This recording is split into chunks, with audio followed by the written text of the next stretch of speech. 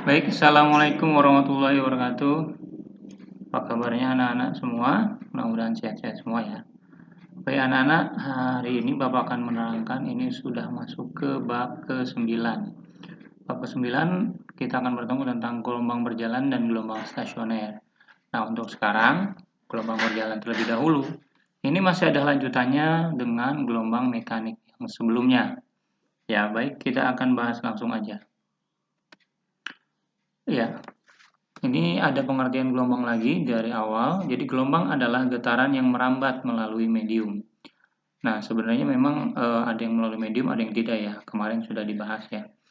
Berupa zat padat, cair maupun gas seperti selingi, tali air dan udara. Dalam perambatannya, gelombang memindahkan energi namun tidak memindahkan materi. Nah, ini gelombang berdasarkan amplitudenya dibedakan menjadi dua, yaitu gelombang stasioner dan gelombang berjalan. Baik, nah ini gelombang berjalan. Nah, gelombang berjalan adalah gelombang mekanik di mana setiap titik yang dilalui oleh gelombang getaran harmonis dengan amplitudo yang sama besar. Maksudnya bagaimana Pak amplitudenya sama besar? Nah, ini kita lihat nih ya. Jadi ini amplitudonya nih anak-anak ya. Jadi inilah amplitudonya sama besar ya anak-anak ya. Nah, ini amplitudonya. Semuanya ini sama besar dari awal sampai akhir ke sana dia berjalan. Nah, ini salah satu contoh dari gelombang berjalan nih. Awalnya ini adalah sebuah gambar ya, air ya. Mungkin ini di kolam atau di misalnya bak gitu ya. Yang tengah-tengahnya ini dilempar sesuatu ke tengah sini, misalnya batu gitu ya. Nanti akan timbul gelombang. Nah, gelombang ini akan menyebar ke samping. Tampak kalau dari atas kayak bulat lingkaran-lingkaran gitu ya. Tapi kalau dari samping dia sebenarnya bentuknya gelombang seperti ini anak-anak ya. Nah, seperti itu. Jadi dia akan merambat ke samping. Nah, ini adalah persamaan umum dari gelombang. Ya, jadi di sini ada A. A ini adalah amplitudo ya. Nah, amplitudo. Nah, yang dicari biasanya nanti rumusnya ini adalah rumus simpangan Y. Simpangan itu kalau misalnya tadi di gelombang naik turun ya anak-anak ya.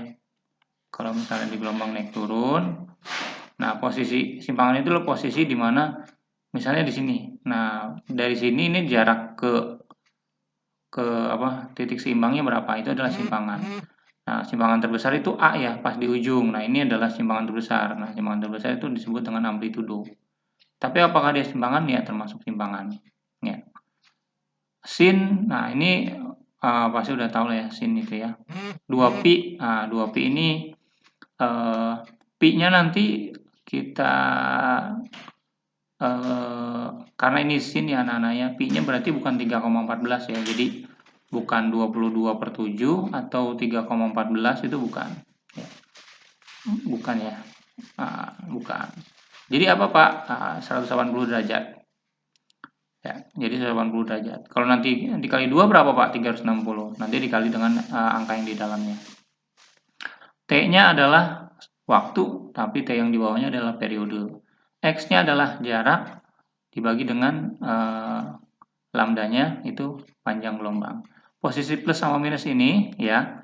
Jadi kalau ke kanan itu justru negatif ya anak ya.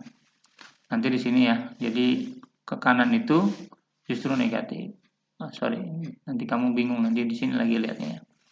Jadi ini kalau ke kanan itu negatif. Hati-hati ya. Jadi kalau ke kiri baru dia positif. Nah, untuk positif sama negatif yang ini ya, kalau lagi ke atas ya, posisinya lagi di atas. Nah, di sini amplitudonya. Nah, di sini nih amplitudonya berarti ini nilainya positif.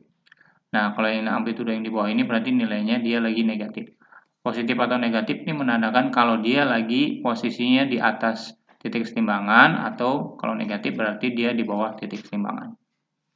Nah, rumus yang kedua ini sebenarnya sama, cuma ini memang awalnya seperti ini ya. Jadi ini penjabaran dari yang di atas, ini penjabaran dari yang di bawah. Jadi omega itu rumusnya adalah 2pi per periode atau 2pf gitu ya. Nah, ini kalau 2 omeganya ganti 2pi per periode, nanti berubah jadi 2pi per T dikali T. Nah, Kalau K-nya apa, Pak? Kalau K-nya bilangan gelombang itu rumusnya 2pi per lambda. Nah, 2pi per lambda ini kalau diganti jadi 2pi per lambda dikali X. Nah, nanti kalau misalnya kita lihat ya, 2pi-nya dikeluarin nanti akan berubah jadi rumus kayak yang di atas. Seperti itu anak-anak. Nah, ini yang Bapak tadi tulis ya, omega itu 2pi per T periode atau frekuensi, dan K itu 2pi per lambda. Nah, ini kalau kita mencari V, tapi V ini anak-anak, ini V getaran ya, jadi ini kecepatan getaran. Jadi turunan dari rumus Y tadi, yaitu kan tadi apa? A sin omega T plus minus Kx. Nah, di sini kalau diturunin jadi seperti ini. Ya, ini artinya diturunkan rumus dt per D per dt. Diturunkan sin jadi cos, seperti itu, omeganya jadi keluar. Ya. Nah, turunan kedua itu adalah percepatan, tapi juga ingat itu percepatan getaran ya anak-anak ya. Percepatan getaran. Nah, di sini nanti diturunkan sehingga nanti dapatnya min W kuadrat dikali Y. Nah, seperti itu. Nah, baik, ini adalah sudut fase. Sudut fase itu suatu gelombang adalah besar sudut dalam fungsi sinus atau siklus penuh yang harus 360 derajat. Sudut fase mengungkapkan bahwa seberapa jauh kedua gelombang dalam hubungan satu sama lain dalam derajat. Maksudnya ya kalau misalnya ada posisi ya anak-anak ya, nah, seperti ini gitu ya. Sebenarnya kalau satu gelombang itu ya dari misalnya ini adalah 0 ya, posisi 0 derajat ya anak-anak ya, lagi naik ke atas. Nah, ini posisi adalah 180 derajat yang kedua. Nah, ini posisi 360 derajat atau kembali 0 lagi gitu ya. Jadi kalau 360 derajat atau kelipatannya sama aja dengan dengan 0 ya. Berarti 720 Pak, sama aja nggak dengan 0 derajat ya, sama. Nah, kalau misalnya Pak posisi atas dan bawah Pak, posisi atas dan bawah. Nah, misalnya di sini nih. Nah, dan di bawah sini. Nah, ini kan posisinya 90 derajat ya anak-anak, yang atas, bawahnya berarti berapa nih? 270 derajat. 270 derajat. Berarti beda fasenya berapa nih? Ya hitung aja. Ini 90, 270 dikurangin. Ya. Nah, ini jadi sudut fase tuh kalau dalam rumus ya tadi kan ada rumus Y sama dengan A sin omega T plus minus Kx gitu ya. Jadi yang dimaksud dengan sudut fase itu adalah yang di belakang sin. Ini adalah semuanya sudut fase. Ya, jadi begini atau begini. Ya, yang di belakang tadi sudah dijelaskan ya. Nah, untuk fase gelombang ya, fase gelombang menyatakan keadaan getaran pada suatu titik pada gelombang yang berkaitan dengan simpangan dan arah getaran. Nah, jadi kalau fasenya saja, jadi 2pi-nya dihilangkan gitu. Jadi ini kan fase itu theta ya tadi ya lambangnya ya Nana ya. Nah, sama dengan 2pi. Nah, ini 2pi ya Nana ya. Nah, per fase. Nah, per fase. Jadi fase itu ya selain 2pi-nya tadi ya. Kalau kita lihat di sini. Nah, ini sebelumnya nih ya. Nah, ini sudut. Jadi ini namanya sudut. Nah, ini yang di belakang sudut namanya fase. Gitu ya, namanya fase. Jadi kita ambil yang belakangnya saja gitu anak-anak. Nah, yang ini fasenya. Meskipun memang jarang ditanya fasenya, ya. Nah, yang ditanya apa Pak? Nah, yang selanjutnya yaitu beda fase pada dua titik. Nah, apabila pada tali tersebut terdapat dua gelombang, terdapat dua buah titik yang berjarak x1 gitu ya, dari titik asal getaran dan titik Q2 yang berjarak x2 dari titik asal getaran, maka besar fasenya adalah sebagai berikut. Ini kalau ada x1, x2 tuh maksudnya dia misalnya digambar gitu ya anak-anak ya. Nah, misalnya di sini adalah X1, di sini adalah X2. Jadi bisa X2-nya itu di atas tubuh atau di posisi manapun. Nah, ini X1 dari sini berapa, X2 dari sini berapa, nah dimasukin ke sini, kayak gitu. Nah, ini memang lebih pasnya sebenarnya bukan X1 kurang X2 ya, tapi X2 kurang X1 ya anak-anak ya. Karena biasanya yang kedua kan lebih jauh gitu ya. Nah, tapi nanti lihat aja mana yang lebih besar itu. Ditaruh di paling depan aja. Karena kan yang ditanya itu adalah beda fase tuh maksudnya adalah jarak di antara keduanya gitu ya anak-anak ya. Nah, ini lebih mudahnya adalah delta X per lambda. Nanti biasa dalam soal gitu ya. Dua titik berjarak. Nah, kalau dua titik berjarak ya, itu artinya sudah delta X. Jadi ini udah delta X. Lambdanya nanti dicari biasanya. Nanti ada V-nya berapa gitu ya. Nanti ada frekuensi ataupun periode.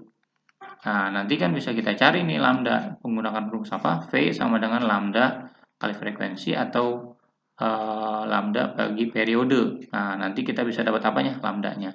Kalau misalnya ada V, ada periode, lambda kan bisa dapat ya. Atau ada V, ada frekuensi, lambda juga bisa dapat. Nanti masukin ke sini. Nah, nanti yang dua titik berjarak masukin sebagai delta X. Nanti kita dapat beda fasenya. Nah, nanti kalau misalnya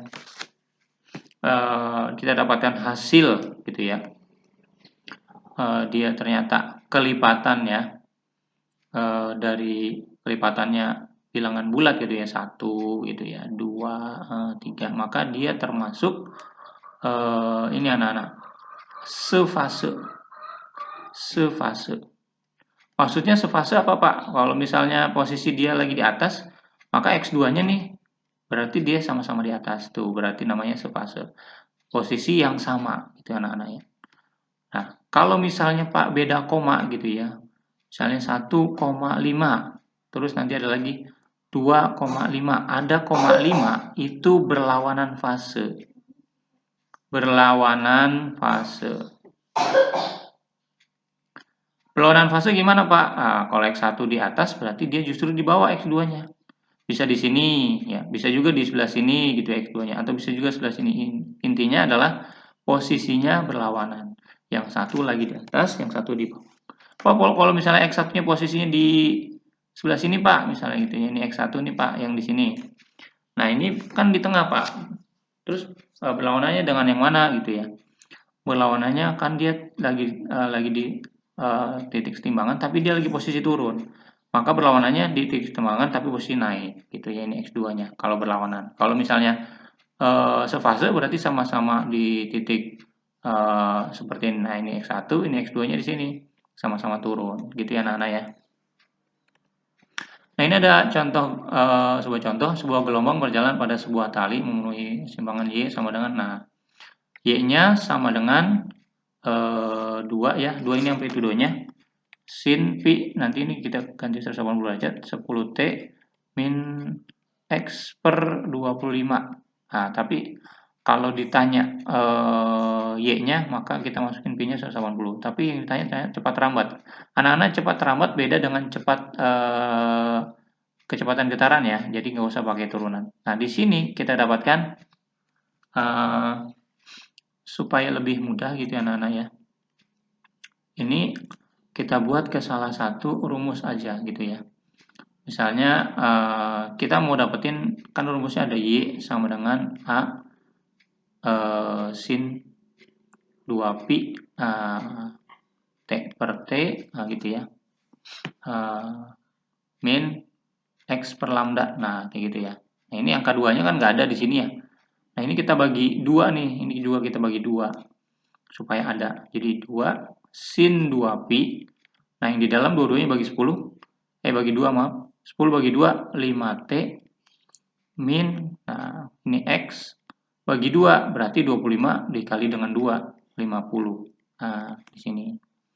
Nah, anak-anak, ini T per T ini bisa kita ganti dengan T dikali frekuensi ya. Nah, seperti itu jadinya. Kenapa? Karena periode kebalikan dari frekuensi. Nah, di sini kita bisa lihat, bandingkan. Berarti depan T ini ada angka 5, ini merupakan frekuensi. Jadi kita dapatkan frekuensinya 5. Nah, terus di bawah X, ya di bawah X ini ada angka 50. Ini sama dengan apa? Lambda. Ya betul, lambdanya adalah 50 ya, 50. Ini satuannya apa nih? Sentimeter ya. Nah, di sini frekuensinya harus. Nah, nanti cari cepat lambatnya V sama dengan lambda dikali frekuensi, lambdanya 50 cm dikali 5 Hz. 50 kali 5, 250 cm per second. Ini soal yang pertama. Contoh soal yang kedua. Sebuah gelombang berjalan dari titik A ke B dengan kelajuan V sama dengan 5 meter per second.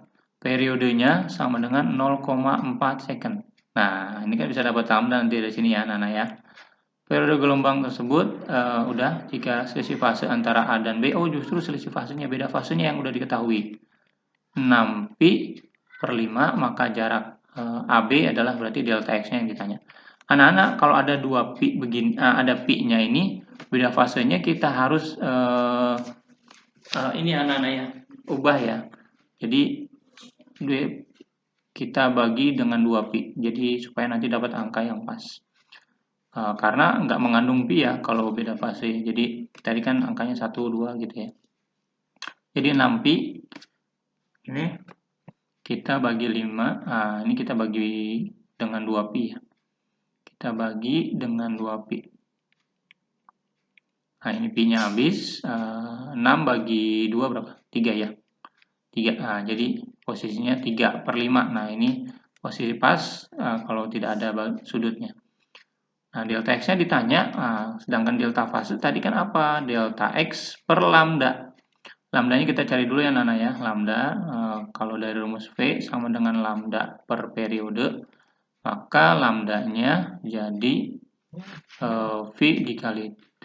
Jadinya V-nya 5 dikali 0,4, 4 kali 5, 20, bagi 10, 2. Ini satuannya apa? Oh, ini meter per second, berarti meter ya Nana ya. Jadi lambdanya itu 2 meter, terus delta fasenya. Nah, delta X-nya berarti kalau kita rubah rumusnya ke sini adalah delta fase dikali lambda. Nah, delta fasenya, beda fasenya ini 3 per 5 dikali dengan 2. Nah, berarti delta X-nya berapa? 3 dikali 2, 6 dibagi 5. Jadi delta X-nya sama dengan 6 dibagi 5. 6 dibagi 5 berapa anak-anak? Sama-sama kali 2 boleh, jadi 12 per 10. Jadinya 1,2 meter. Segitu anak-anak dari Bapak. Wabillahi taufiq wal hidayah. Assalamualaikum warahmatullahi wabarakatuh.